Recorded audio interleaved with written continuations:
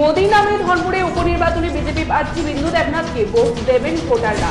বিন্দু দেবনাথের ভয়ে বাড়ি বাড়ি প্রচারে বেরিয়ে এমনই আশা ব্যক্ত করেন রাজ্যের মুখ্যমন্ত্রী প্রফেসর ডক্টর মানিক সাহা। ধনপুর ও বক্সনগর কেন্দ্রে উপনির্বাচনে পরপর দুই কেন্দ্রের বিজেপি প্রার্থীর হয়ে ভোট প্রচার করেছেন রাজ্যের মুখ্যমন্ত্রী ডক্টর মানিক সাহা। আসন্ন উপনির্বাচনের দিনক্ষণ যতই এগিয়ে আসছে, রাজনৈতিক দলগুলির প্রচার কর্মসূচির গতিবেগ ক্রমশ বেড়েই চলেছে। বুধবার ধনপুর বিধানসভার অন্তর্গত উত্তর মহেশপুর পঞ্চায়েত এলাকায় ৩ নং ওয়ার্ডে প্রচারে ছিলেন রাজ্য ক্রিকেট অ্যাসোসিয়েশনের সদস্য জয়নাল দাস।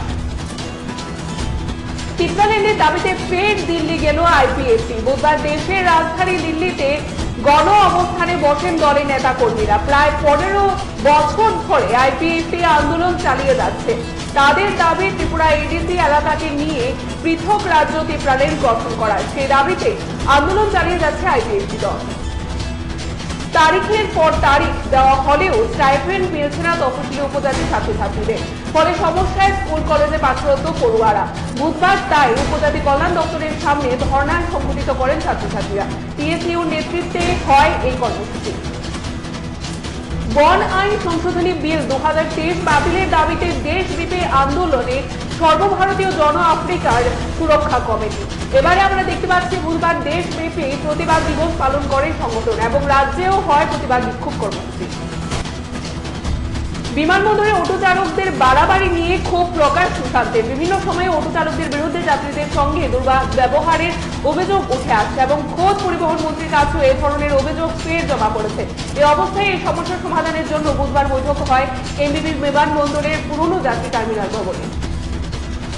প্রতি বছরের মতো এবছরও এডিসি দিবস পালন করল ত্রিপুরা প্রদেশ কংগ্রেস। প্রতি বছর এই দিনটি কংগ্রেস এডিসি দিবস হিসাবে পালন করে আসছে এবং এবছরও এর ব্যতিক্রম ঘটেনি। বুধবার কংগ্রেসের তরফে যথাযোগ্য মর্যাদায় সারা রাজ্যে 39তম এডিসি দিবস উদযাপন করা হয়।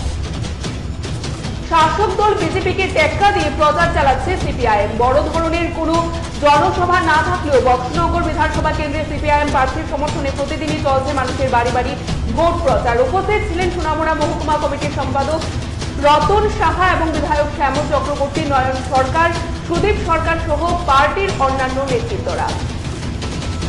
প্লাস্টিকের ক্যারি ব্যাগ ও মেয়াদ উত্তীর্ণ পণ্য সামগ্রী বিরোধী অভিযান সহ কাঁচামাল দ্রব্য মূল্য বৃদ্ধি রোধে অভিযানে নামল মহকুমা প্রশাসন, খাদ্য দপ্তর এবং ওজন পরিমাপ দপ্তর এবং খাদ্য সুরক্ষা দপ্তর সহ পুলিশ প্রশাসনের আধিকারিকরা। এই অভিযান চলে বিলোনিয়া পৌর পরিষদ এলাকার বিভিন্ন দোকানগুলিতে। বহিরাজ্য ও স্থানীয় ফুটবলারদের নিয়ে এবছর দল গঠন করেছে টাউন ক্লাব।